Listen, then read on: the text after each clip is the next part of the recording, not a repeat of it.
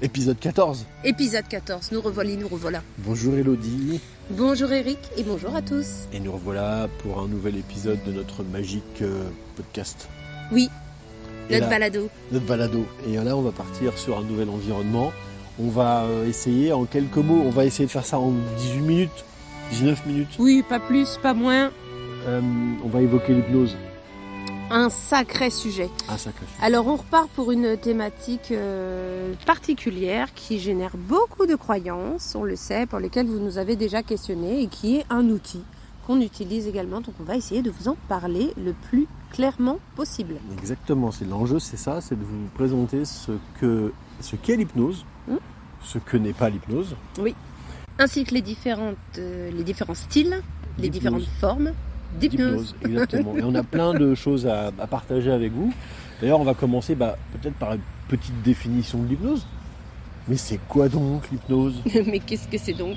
Alors, moi j'aime bien parler sous forme métaphorique. Vous le savez, Eric prendra le relais avec des mots. J'ai essayé. Ouais, voilà. En fait, sous forme métaphorique, et c'est très intéressant, c'est la manière dont on le véhicule et dont on l'a appris, et je trouve pas vraiment ça dénué de sens. Imaginons que dans notre cerveau, il y a un système de conscient et d'inconscient. Donc c'est tout à fait naturel, et que votre inconscient, ça soit un peu une grande bibliothèque. Alors pour les plus jeunes, je dirais en référence à la bibliothèque d'Harry Potter, qui reste quand même hyper féerique, magique, voilà. Et pour les plus anciens, il y a d'autres formes de bibliothèques. Moi j'en ai en tête, mais voilà, surtout dans des pays étrangers qui sont assez... Pourquoi quand tu dis les plus anciens, tu me regardes ? Parce que c'est mes références aussi. Ah d'accord. C'est quoi la référence de la bibliothèque du cerveau, de l'inconscient des anciens ? Voilà. Ça serait la bibliothèque dans Le Nom de la Rose, par exemple. Voilà. Une bibliothèque très haut perché, difficile à y accéder. Il y a beaucoup de vieux grimoires, il y a beaucoup de manuscrits, et c'est très difficile de les retrouver. Ils sont classés dans une certaine façon, et c'est pas évident d'accéder à ces vieux volumes-là. Et on pourrait en effet prendre cette métaphore de dire que ça serait cette partie inconsciente qui est le fruit de notre histoire, de notre passé, de nos relations passées et anciennes. Et voilà. Et c'est ce que nous permettrait donc l'hypnose. Ça nous permettrait justement d'avoir accès à cette énorme bibliothèque. Voilà, dès qu'on est bien d'accord pour se dire tous ensemble qu'on n'a jamais croisé l'inconscient, on pourrait peut-être tous se dire que quelque part il y a un inconscient qui existe. Et l'idée dans l'hypnose, c'est de pouvoir trouver les moyens, justement par l'hypnose, d'accéder à cet inconscient-là pour en faire notre allié. Exactement, c'est une partie de votre mémoire, on va dire une mémoire interne, que nous allons récupérer, pour les plus geeks d'entre nous, que nous allons récupérer, des fichiers que nous allons réouvrir pour que vous puissiez accéder à vos ressources, à vos capacités. Alors moi j'aime pas dire de les récupérer, parce qu'il y en a qui vont vraiment les récupérer, les créer. Moi, pour moi, on a tout ce qu'il faut déjà à l'intérieur de nous. J'aime dire qu'on va les réveiller. C'est ça, on va les réveiller. On va laisser faire aussi naturellement les choses, de manière à ce que on puisse laisser l'inconscient bosser pour nous, aller récupérer ce qui doit être récupéré. Ça peut être aussi, l'hypnose, un moyen de laisser de côté ce qui doit être laissé de côté, en fait. C'est un petit peu des deux. C'est une forme de liberté qu'on va laisser ensemble et faire travailler. Mais l'hypnose, en fait, comment on sait qu'on est en hypnose ? Naturellement, c'est quelque chose qui est très naturel. Vous êtes en hypnose certainement quand vous êtes au volant, c'est triste à dire. Que la police ferme ses oreilles. Oui, c'est vrai. Mais souvenez-vous, la dernière fois, vous êtes allé chercher du pain, déposer les enfants à un endroit, vous êtes parti en voiture, vous êtes revenu en voiture, ou peut-être même à pied, et quand vous revenez chez vous, on vous demande t'as pris quel chemin ? Comme d'habitude. Comme d'habitude, mais il faut un peu de temps, on s'en souvient pas trop. C'est ça. C'est un peu une forme de gymnastique habituelle. Vous êtes devant la télé en train de regarder un truc un peu comme des cons. La mâchoire qui pendouille, et on vous parle, et puis en fait vous n'entendez rien ni personne, vous êtes complètement happé par ce que vous regardez. C'est une manifestation d'un état d'hypnose. Et pourtant, vous voyez que ça peut être tout à fait agréable, parce que ça fait une sorte de bulle de sas.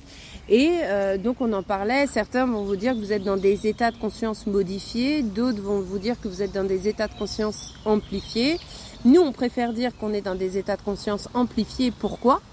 Tout simplement parce que si la porte se claque au moment où vous êtes dans cet état de bulle, si votre station de métro se présente, vous êtes tout à fait capable de sortir de cet état et de descendre du train ou de vous retourner. C'est là. Et en fait, on est particulièrement conscient en hypnose. On aime bien dire aussi que si on était ensemble en train de discuter, on fait appel à nos souvenirs, on fait appel à ce qui se passe en ce moment, à ce qu'on fait, à ce à quoi on se rappelle, on peut se remémorer, appeler des émotions, appeler des histoires. On sait le faire. Mais c'est une forme de linéarité, c'est que tout est sur une ligne et puis il faut aller attraper les éléments. En hypnose, c'est complètement différent, c'est-à-dire que tout est vertical, tout est au-dessus de vous, tout est à disposition. Votre passé est présent, vos émotions sont présentes, l'état hypnotique est présent aussi et vous permet d'accéder à tout ce que vous êtes, tout ce que vous faites, tout ce que vous avez été, tout ce que vous ressentez, à toutes vos expériences et donc de mobiliser de manière amplifiée votre être et vos capacités. Alors l'hypnose, on l'a vu, il y a plusieurs formes d'hypnose. Vous avez vu qu'il y a des hypnopraticiens, des hypnothérapeutes, des personnes qui utilisent l'hypnose au sein de leur thérapie. Nous, avec Eric, c'est ce que nous pratiquons. Nous l'utilisons comme un outil qui nous permet en fait de vous accompagner. Pour autant, la question que vous vous posez, vous dites oui, mais il y a quoi comme hypnose? Parce que vous avez dû entendre hypnose humaniste, ericksonienne, etc., hypnose de rue. On a aussi Mesmer comme référence qui fait partie de notre monde. Pour beaucoup d'entre nous, on parle beaucoup de l'hypnose de spectacle. Mesmer, c'est le cas, c'est l'hypnose de spectacle. C'est important en effet. Oui, on pratique l'hypnose parce que c'est un outil. Oui, c'est une hypnose thérapeutique. C'est une hypnose à vertu thérapeutique pour accompagner la personne vers le mieux-être, à régler des difficultés, à l'accompagner dans la résolution de ses troubles, par exemple. Mais ce qui est important d'avoir à l'esprit, c'est qu'il faut se départir dans cette hypnose-là de ce qu'est l'hypnose de rue, l'hypnose de spectacle. C'est pas je claque les doigts et vous dormez. C'est pas comme ça que ça se passe. Les gens disent souvent, mais moi je veux pas qu'on prenne le contrôle de mon esprit, je veux pas qu'on rentre dans ma tête. C'est pas du tout le cas non plus, c'est pas du tout comme ça que ça se passe. Il faut savoir que l'hypnose de rue, l'hypnose de spectacle, elle s'adresse déjà à des gens qui sont soit déjà très suggestibles, c'est comme ça qu'on dit chez nous, très suggestibles. Oui, c'est comme podcast. C'est comme podcast, il a du mal. Soit suggestibles, ou alors des personnes qui ont été longtemps avant conditionnées, mis en condition d'entrer en état hypnotique. Imaginez, on vous met dans une salle surchauffée pendant 4 heures, vous attendez, il fait chaud, il y a toujours les mêmes bruits, on vous dit toujours les mêmes choses. À un moment donné, l'état de conscience, forcément, il se modifie. Oui. Et les 5-6 premiers rangs qui sont à côté de Mesmer ont été conditionnés pendant plusieurs heures à recevoir de l'hypnose. Et chose importante aussi, nous, ce qu'on dit souvent, c'est qu'on ne hypnotise pas les gens, non. Oui, non, ça on accompagne les gens à rentrer dans leur propre hypnose. C'est ça, c'est important de dire que l'hypnose de rue est une forme à qui a envie d'y participer à ce spectacle aussi, parce que avant d'aller au spectacle, alors, on utilise Mesmer, on salue. Hein, si. Bisous, Michel Mesmer. Mais du coup, il faut savoir que c'est un spectacle. On remet les choses dans leur... comme dirait Eric, l'église au centre du village. Mais c'est un peu ça, hein, c'est-à-dire que vous avez acheté les billets, donc vous avez très envie d'y aller, vous avez la musique, vous avez les lumières, vous avez effectivement l'attente et toute la préparation. Donc c'est un spectacle qui permet aux personnes qui ont envie de se laisser aller, de pouvoir vivre cette expérience. Quand vous êtes en thérapie, vous avez aussi besoin ou peut-être envie de vivre cette expérience parce que vous vous êtes présenté au cabinet et puis peut-être que le thérapeute ou le praticien présent va vous poser la question, est-ce qu'aujourd'hui tu as envie de découvrir l'hypnose? Donc on fait toujours, et je pense que je ne me trompe pas, il y a des hypnoses quand même qui sont découvertes pour lesquelles on vous propose quand même de vivre un état hypnotique, mais quelque chose de léger pour savoir déjà comment vous vous sentez avant d'intervenir dans des séances un peu plus dont l'état est un peu plus profond on va dire. Et ça c'est vraiment un élément très très important, ça rejoint la pratique de l'hypnose par les professionnels comme nous, ça rejoint la dimension d'éthique. On met et on doit placer de l'éthique dans notre façon d'accompagner les personnes sur le sujet de l'hypnose, en leur expliquant comment ça fonctionne, en leur indiquant quelles sont nos pratiques, Évidemment, il y a des personnes qui font que de l'hypnose, par exemple, en cabinet. Nous, on fait de l'hypnose, mais on ne fait pas que de l'hypnose. C'est un outil parmi tant d'autres. Et c'est important de pouvoir accompagner justement les personnes sur ce chemin-là. Il y a différentes possibilités de faire de l'hypnose. On va le voir d'ailleurs tout de suite. Mais c'est vraiment important de pouvoir sécuriser aussi la personne. Et d'ailleurs, dans nos protocoles d'hypnose, dans notre façon d'accompagner les gens, on pose ce qu'on appelle des fusibles. On dit aux personnes, voilà ce qu'est l'hypnose, voilà ce qui se passe, voilà ce que vous allez peut-être ressentir, en leur indiquant qu'ils peuvent entrer en hypnose, mais ils peuvent aussi, s'ils le souhaitent, rester là où ils sont ou sortir de l'hypnose. C'est totalement libre. Exactement. On a différentes formes, mais on le verra plus tard. Mais il faut savoir que nous, par exemple, avec Eric, ce qu'on va utiliser ou pratiquer comme outil, c'est l'hypnose ericksonienne. Rien à voir avec Eric. Ce qu'on pratique. C'est ericksonienne. Ericksonienne. C'est Milton Erickson. C'est pas Milton. moi. Hein. C'est pas Eric. Non, il n'a pas créé. T'as pas encore créé. Non, moi j'ai créé des enfants, mais pas d'hypnose. C'est déjà pas mal. Je trouve ça bizarre quand même. Devrais t'y mettre. Donc du coup, si jamais vous avez un Eric Deroubiana, une pratique de l'hypnose, vous savez. Voilà. C'est mon modèle. Brevet déposé. Bon, donc du coup, nous on utilise ça, cette hypnose ericksonienne, donc effectivement qui est de Milton Erickson, comme disait Eric. Donc ça, vous allez arriver sur des hypnoses où vous allez avoir des suggestions indirectes, vous allez avoir des métaphores. C'est une grande forme de permissivité et c'est une manière de pratiquer avec des formes métaphoriques, avec de la conversationnelle, avec beaucoup de choses qui sont liées. Mais c'est une méthode qui reste quand même douce. Très douce, ouais. Et permissive. Permissive, très écologique. On se cale sur la personne. Exactement. Ouais. Comme tout protocole d'hypnose d'ailleurs, mais oui, cette spécificité de l'hypnose ericksonienne, elle va accompagner la personne par la conversation, par un ton spécifique, par une lenteur des mots, par une façon en fait d'accompagner la problématique et la personne à imaginer des situations, à donner des images, à donner des... Donc ça c'est le modèle ericksonien, mais on a aussi le modèle humaniste.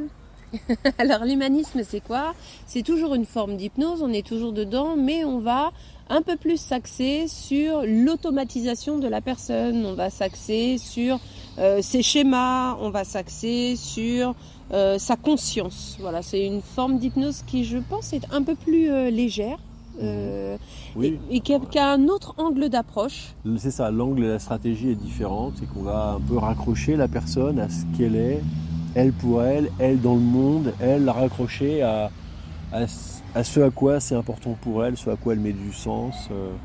On est peut-être pas loin du transpersonnel aussi quelque part, quelque chose qui va la dépasser aussi, et d'inclure la personne dans son humanité, dans sa globalité. Versus ce qu'on disait avec la méthode ericksonienne, où on va apporter des images, des métaphores, faire un petit pas de côté. Par exemple, on peut parler de la maladie comme étant d'un dragon, par exemple, et dire que la personne va trouver les clés nécessaires pour aller batailler contre son dragon, par exemple. On pourrait dire ça. L'apprivoiser. Et de trouver en elle les ressources nécessaires, parce qu'elle a déjà connu des situations face à un dragon, par exemple, ou des combats de la vie. L'hypnose humaniste, on va avoir un autre schéma, une autre présentation de l'accompagnement qui va raccrocher la personne peut-être en effet à ce qu'elle est, à ses valeurs, à la nature. On a également une autre forme d'hypnose, on l'appelle hypnose spirituelle ou encore hypnose régressive. Alors ça c'est très à la mode en ce moment. Pourquoi ? Parce qu'on parle beaucoup des liens transgénérationnels, des bagages que nous ont laissés nos aïeux.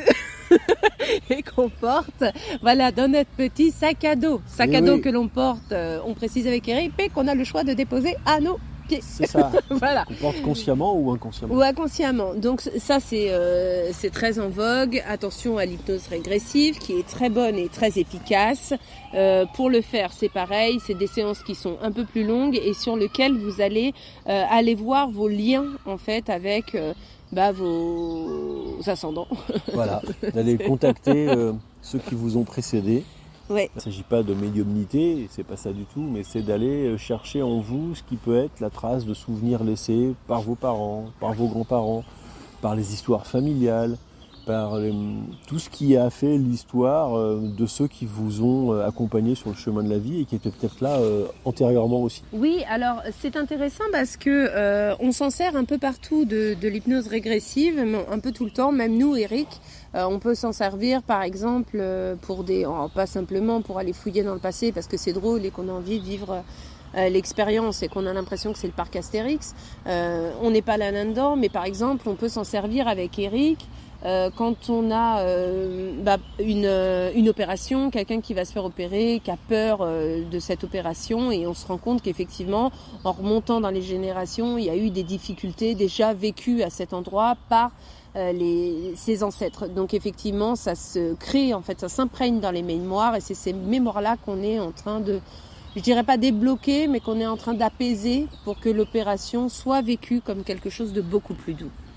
C'est tout l'intérêt justement de cette nature-là d'hypnose, c'est qu'on invite le sujet naturellement en fait, et en l'état d'hypnose bien sûr, mais à essayer d'aller chercher des traces, des souvenirs, c'est aussi des sensations, ça peut être aussi des traces corporelles, de ce qui fait qu'aujourd'hui elle porte un bagage un peu plus lourd que d'habitude par rapport à une situation, et l'inconscient derrière, et nous par les suggestions qu'on pourrait faire, l'amener à réparer tout ça, en respectant son écologie, ses problématiques, ce vers quoi elle veut aller aussi. Et puis Eric, ce qui est peut-être important de mentionner, c'est que l'hypnose, vous pouvez le faire vous-même, par l'auto-hypnose. Est-ce que tu peux nous éclairer notre lanterne ?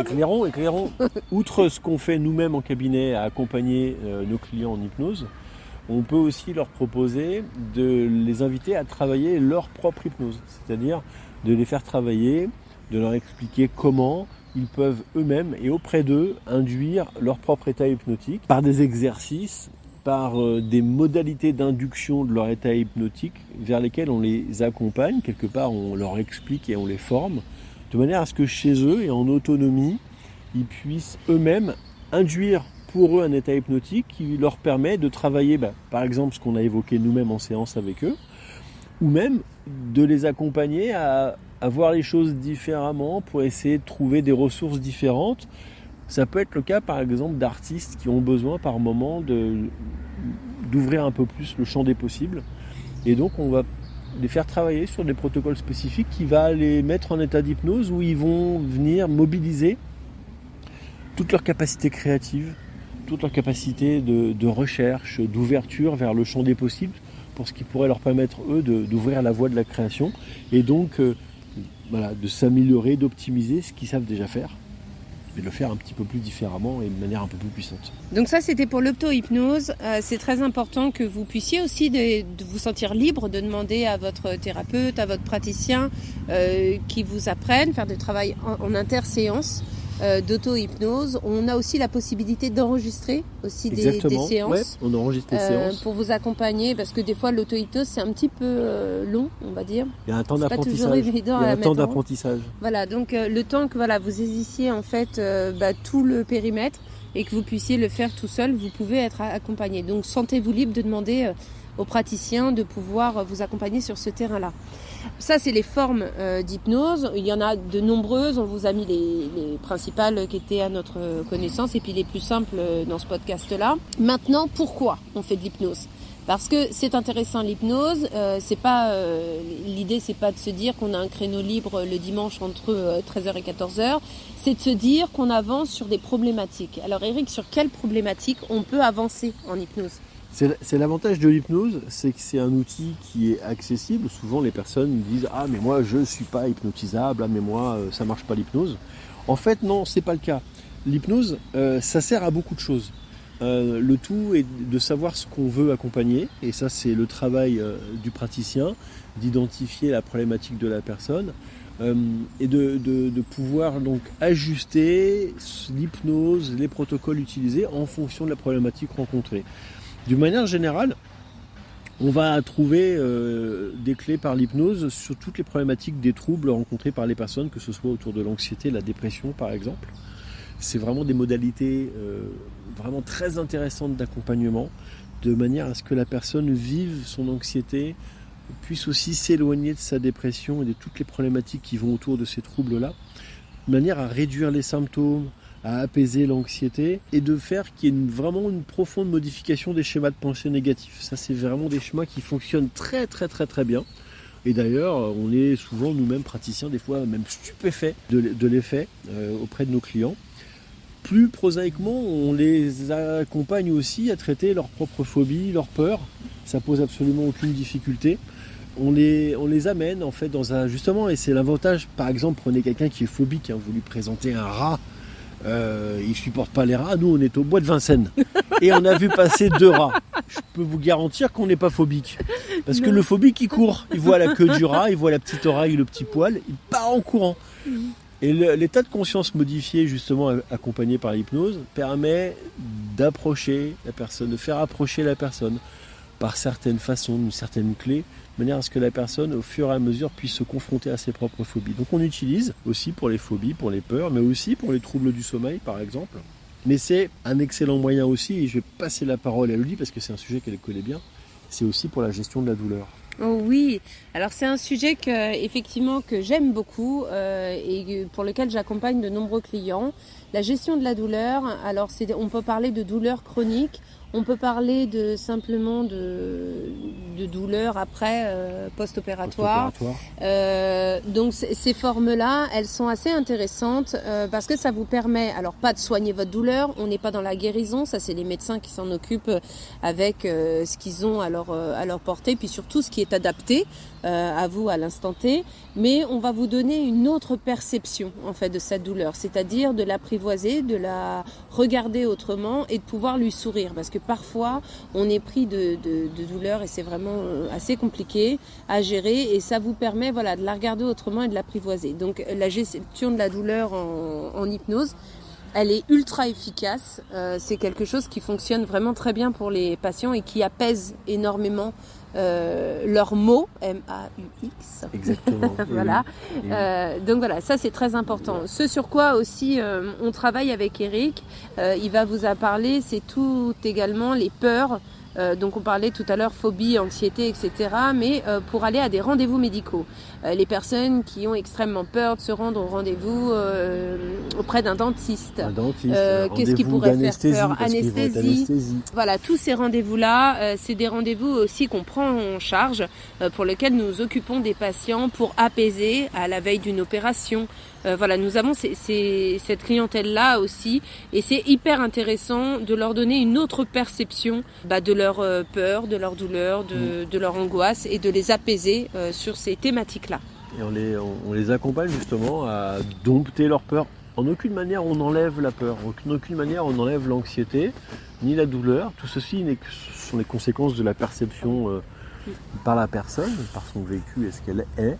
Typiquement, accompagner aussi des personnes juste avant des examens médicaux, mais ça peut être aussi en période d'examen scolaire, préalablement, d'accompagner des adolescents qui sont particulièrement réceptifs à l'hypnose, de manière à ce qu'ils puissent apporter une perception différente à leur propre anxiété.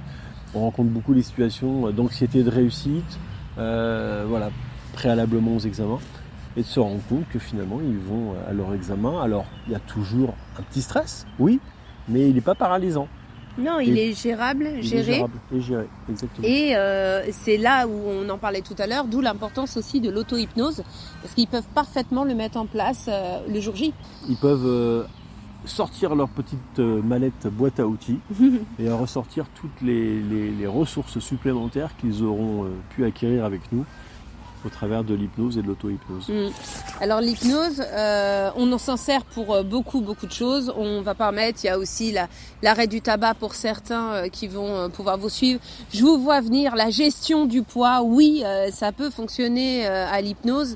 Alors après, il y en a qui posent des anneaux gastriques. Alors voilà, moi j'ai un avis qui est très tranché là-dessus. Je ne suis pas d'accord pour les anneaux gastriques. Si vous avez une difficulté avec votre alimentation et que vous êtes absolument sûr qu'il n'y a pas de difficulté médicale, que ça soit thyroïde, physiologique, hormonale, peu importe, et vous êtes sûr, vous avez fait une batterie d'examens, ce n'est pas ça, c'est juste une alimentation qui va être émotionnelle, on va parler de ce terrain-là, c'est ok, on peut intervenir et on peut travailler avec vous, même en complémentarité avec votre diététicien, votre nutritionniste, votre naturopathe, je ne sais que sais-je. On arrive... Votre équipe, votre staff de bien-être, et on peut le faire, mais moi personnellement c'est un avis qui est très tranché, et généralement les anneaux gastriques je ne suis pas pour du tout. Non, on peut accompagner les gens à la régulation, là où ce qui nous embête avec Elodie c'est une sorte de pensée magique, je dirais même de forfait magique, et même le mot en lui-même anneau gastrique en fait qui est quand même quelque chose de lourd en termes chirurgical. De le transposer à ce que permet l'hypnose. Voilà, il y a une marche que, en tout cas, nous, Elodie et moi, n'avons pas décidé de franchir. Non. Puisqu'il y a d'autres façons de le faire, d'autres façons de le présenter. De manière un petit peu plus, ce qui nous caractérise aussi, un peu plus humaine, posée et humble. Humble. Pareil pour l'arrêt du tabac. Alors là, je ne vais pas me faire que des amis, je le sais, je m'en excuse pour tous ceux qui le pratiquent. C'est un choix de le faire. Moi, ça n'a pas personnellement été mon choix. Pourquoi ? Parce que l'arrêt du tabac en 2 séances miracles et 600 €, voilà. On parlera de l'argent tout à l'heure. On en reparlera. Moi, je suis le tabac, l'arrêt du tabac, c'est vraiment si vous fumez, c'est qu'il y a une raison. Voilà, c'est d'obtenir en fait cette raison, de pouvoir vous faire arrêter sereinement, parce que le tabac, c'est un geste, c'est une habitude de respiration qui est différente. Ça cache un trouble. C'est aussi des conséquences liées à l'addiction, au circuit de la récompense. Voilà, à de grosses dépendances. On est là-dessus et donc ça s'accompagne pour moi pas en 2 séances, bien entendu, vous l'aurez compris.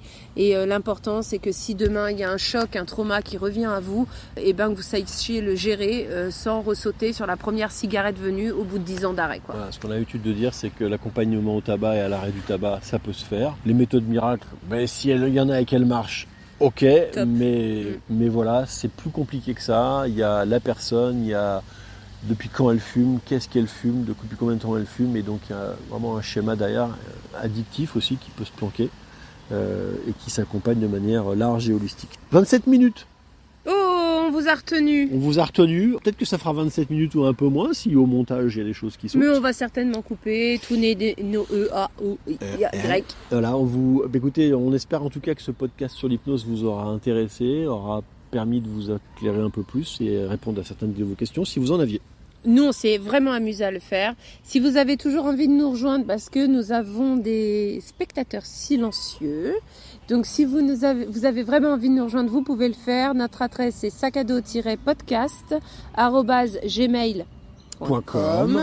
Et là, bien sûr, vous pouvez nous rejoindre, vous pouvez y participer, vous pouvez continuer à nous poser vos questions. On a répondu, je l'espère, pour vos questions concernant l'hypnose. On vous souhaite de vivre le moment présent. On vous embrasse fort. Et on vous dit à bientôt pour une prochaine séance d'hypnose ou autre chose. Ciao, ciao. Salut.